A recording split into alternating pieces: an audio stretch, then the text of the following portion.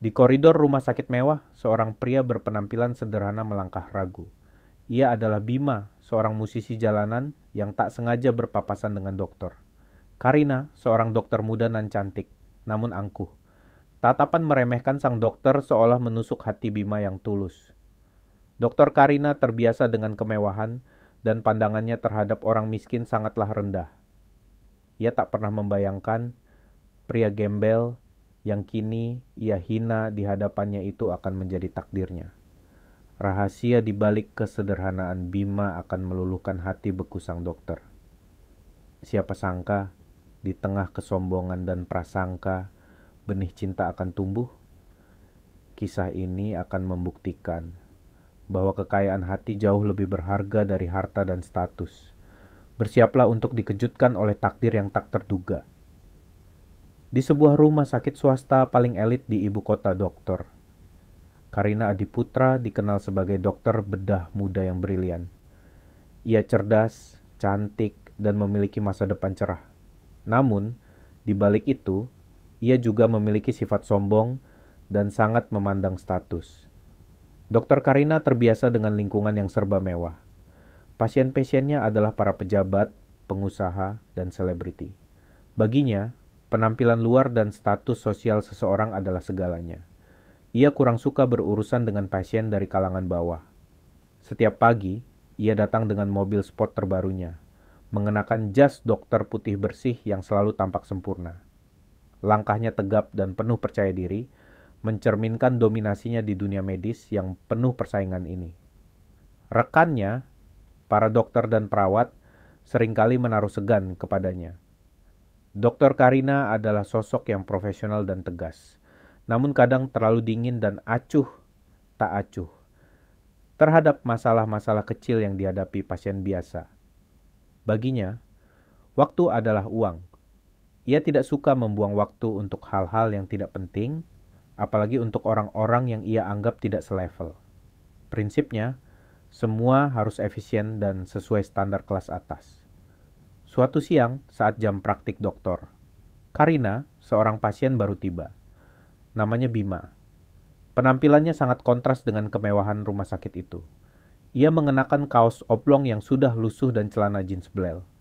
Rambutnya agak gondrong dan diikat asal-asalan. Di bahunya, ia membawa sebuah ransel tua yang tampak berat. Bima datang bukan untuk operasi besar, melainkan hanya untuk memeriksakan batuk kronis yang sudah lama mengganggunya. Perawat yang mendata Bima sempat ragu. "Maaf, Bapak, apakah Bapak sudah memiliki kartu jaminan kesehatan? Atau bisa melakukan pembayaran tunai?" Tanyanya hati-hati, melirik penampilan Bima. Bima tersenyum ramah. "Sudah, Sus. Saya pakai BPJS," jawabnya dengan sopan. Perawat itu sedikit terkejut, namun tetap memproses data Bima dengan profesional. Meskipun pandangan skeptis tak bisa ia sembunyikan. Saat nama Bima dipanggil, beberapa pasien lain di ruang tunggu meliriknya dengan heran. "Hah, pasien BPJS di rumah sakit semewah ini?"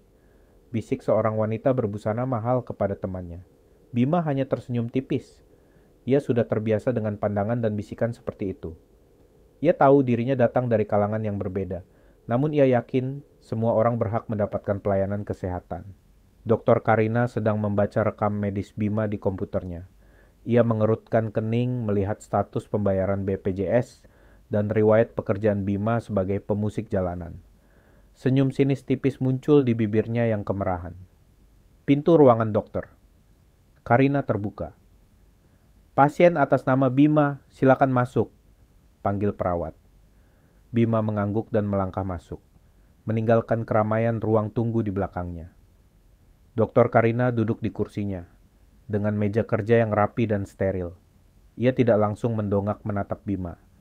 Ia sibuk mengamati layar komputernya, seolah Bima tidak terlalu penting untuk diperhatikan.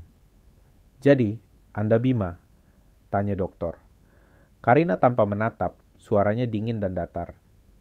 "Keluhan Anda batuk kronis?" Fajar hanya mengangguk pelan, menunggu instruksi selanjutnya dari dokter muda itu. "Apa pekerjaan Anda? Di sini tertulis pemusik jalanan." Dokter Karina akhirnya mendongak. Matanya menatap Bima dari ujung kepala hingga kaki dengan tatapan penuh penghinaan. Bibirnya sedikit terangkat. Benar, dokter. Saya pemusik jalanan, jawab Bima dengan tenang. Ia tidak merasa malu dengan pekerjaannya. Baginya, musik adalah jiwanya dan jalanan adalah panggungnya. Dokter Karina tertawa sinis. Pemusik jalanan? Anda tahu biaya konsultasi di rumah sakit ini berapa? Lebih baik uangnya untuk makan saja daripada berobat dengan keluhan batuk ringan begini. Anda seharusnya ke puskesmas saja atau klinik gratis. Rumah sakit ini bukan tempat untuk orang-orang seperti Anda. Tambahnya, nadanya semakin merendahkan, membuat Bima terpukul dengan kata-kata itu. Bima diam. Ia hanya menunduk, merasakan sakit di dadanya. Bukan karena batuknya, melainkan karena hinaan itu. Ia datang untuk mencari kesembuhan, bukan untuk dihina dan diremehkan. Apa Anda punya asuransi lain? Atau bisa bayar tunai? BPJS Anda. Maaf, di sini kami memprioritaskan pasien dengan pembayaran pribadi yang lebih tinggi, ucap dokter. Karina, tanpa sedikit pun empati. Maaf, dokter. Saya hanya punya BPJS, jawab Bima pelan. Ia mengangkat kepalanya sedikit, menatap dokter. Karina dengan sorot mata yang teduh. Saya hanya ingin sembuh, dok. Dokter Karina menghela napas kasar. Sudah, berbaring di sana. Akan saya periksa seadanya. Perintahnya dengan nada ketus. Ia tidak ingin membuang waktu lebih banyak lagi untuk pasien seperti Bima ini. Saat Dokter Karina memeriksa Bima, ia melakukannya dengan tergesa-gesa, seolah jijik menyentuh tubuh Bima. Ia memeriksa dengan alat stetoskopnya, lalu mencatat resep tanpa banyak bicara. Ini resepnya, tebus di apotek luar ya. Dan jangan lupa, lain kali pikirkan lagi sebelum datang ke rumah sakit. Mahal seperti ini, kata dokter. Karina menyerahkan resep tanpa melihat wajah Bima. Bima hanya mengambil resep itu dengan tangan gemetar. Terima kasih, dok, ucapnya pelan. Ia bangkit dari ranjang pemeriksaan, hatinya terasa hancur dengan perlakuan yang baru saja ia terima. Ia melangkah keluar dari ruangan. Saat ia berjalan di koridor, ia mendengar tawa dokter. Karina dan perawat dari dalam ruangan. Mereka pasti sedang membicarakannya, mentertawakan dirinya. Bima menarik napas dalam-dalam. Ia tidak marah, hanya merasa sedih. Ia yakin ada hal yang lebih berharga dari sekadar uang dan status. Dan dokter Karina belum memahami hal itu. Beberapa hari kemudian batuk Bima belum juga membaik. Ia memutuskan untuk kembali ke rumah sakit karena resep yang diberikan dokter. Karina tidak banyak membantu. Ia harus kontrol ulang. Nama Bima kembali dipanggil. Ia masuk ke ruangan dokter. Karina. Raut wajah dokter. Karina langsung menunjukkan kekesalan. Lagi? Kenapa Anda datang lagi? Apa resep saya tidak ampuh? Tanyanya sinis. Batuk saya belum sembuh total, dok. Jawab Bima tenang. Ia tidak terpancing emosi meskipun nada suara dokter. Karina sangat tajam. Bima tahu ia berhak mendapatkan perawatan. Dokter Karina menghela napas. Baiklah, berbaring lagi. Ia memeriksa Bima, kali ini sedikit lebih teliti, meskipun masih dengan wajah cemberut. Ia merasa jengkel dengan kehadiran Bima yang terus-menerus. Saat memeriksa Bima, dokter, Karina memperhatikan betapa sabarnya Bima. Tidak ada keluhan, tidak ada ekspresi marah, meskipun ia jelas diperlakukan tidak adil. Ketulusan Bima mulai mengusik hatinya. Pekerjaan Anda itu, apa bisa menjamin masa depan, Bima? Tanya dokter. Karina, tiba-tiba, bukan dengan nada menghina tapi lebih seperti pertanyaan yang muncul dari rasa penasaran yang tak disengaja. Masa depan tidak selalu dijamin uang, dok.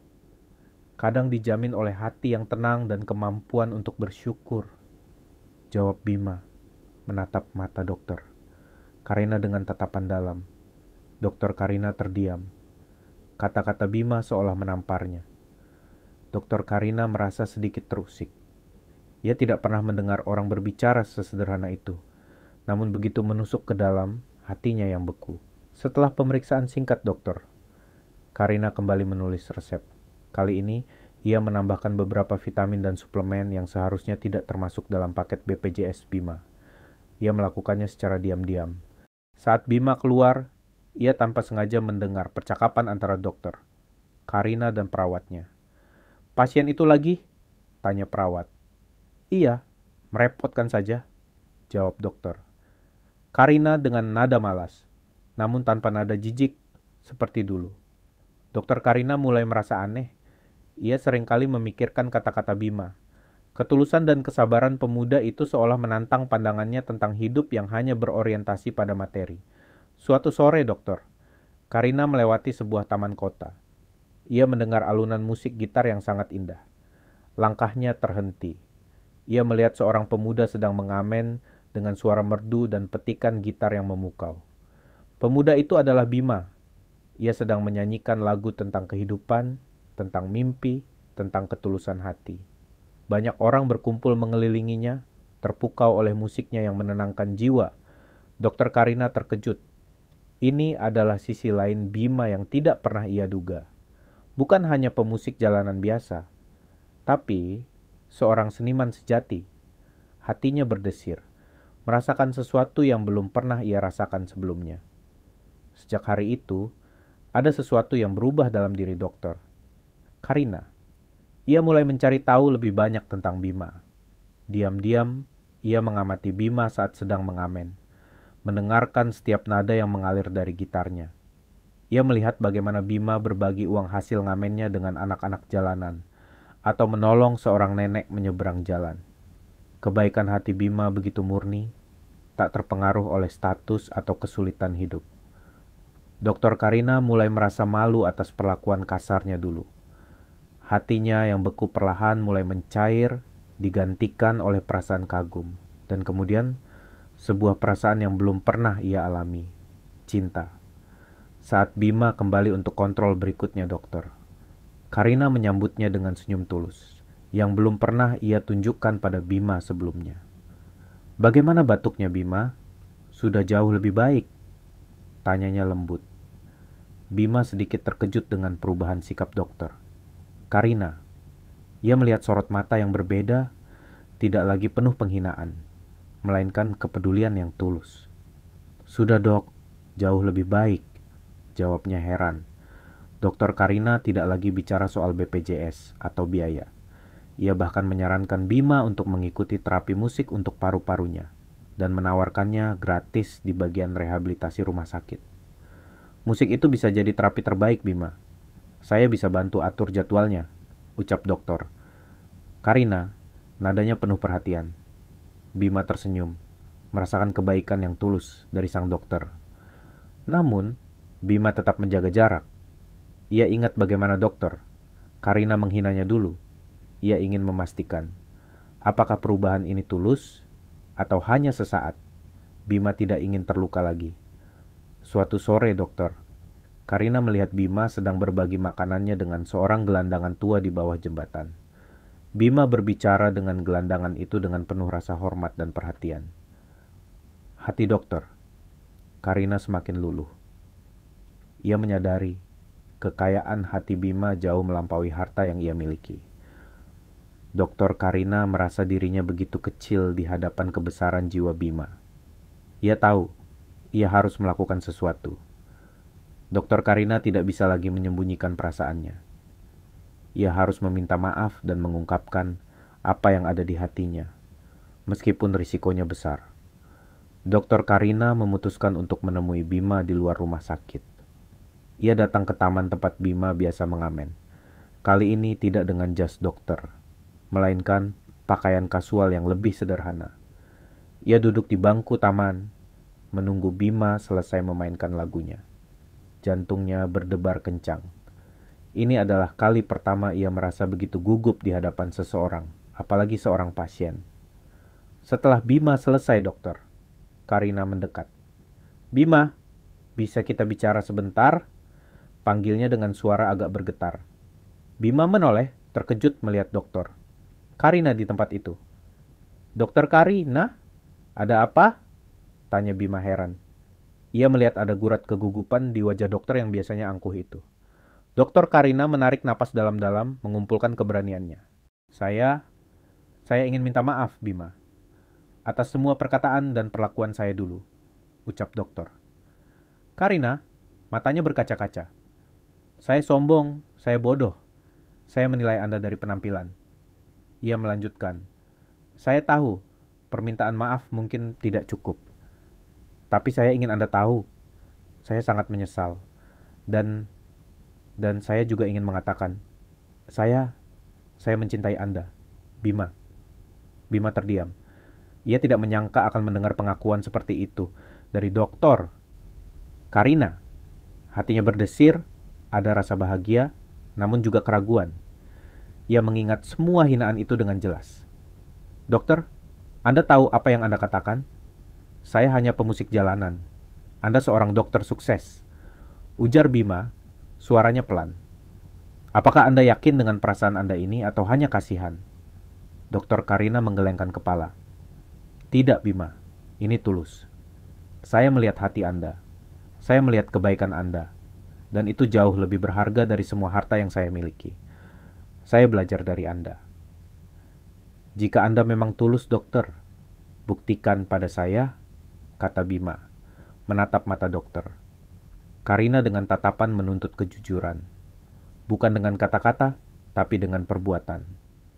Dokter Karina mengangguk mantap. Saya akan buktikan, Bima. Saya akan melakukan apapun. Ia menyadari, ini adalah ujian terbesar dalam hidupnya. Ujian untuk membuktikan perubahan hatinya. Bagian 6. Resolusi and pesan moral. Sejak hari itu, dokter, Karina mulai mengubah banyak hal dalam hidupnya.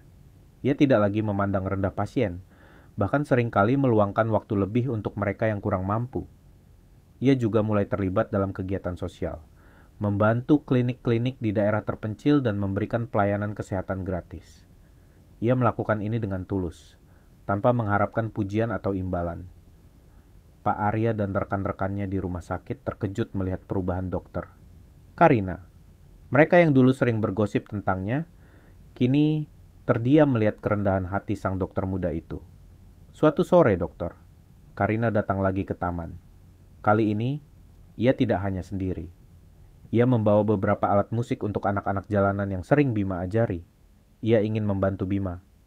Melihat ketulusan dokter, Karina, hati Bima pun luluh sepenuhnya. Ia tersenyum, menyadari bahwa dokter, Karina benar-benar telah berubah. Cinta sejati telah meluluhkan hati yang beku itu. Saya percaya pada Anda, Karina, ucap Bima menggenggam tangan dokter. Karina.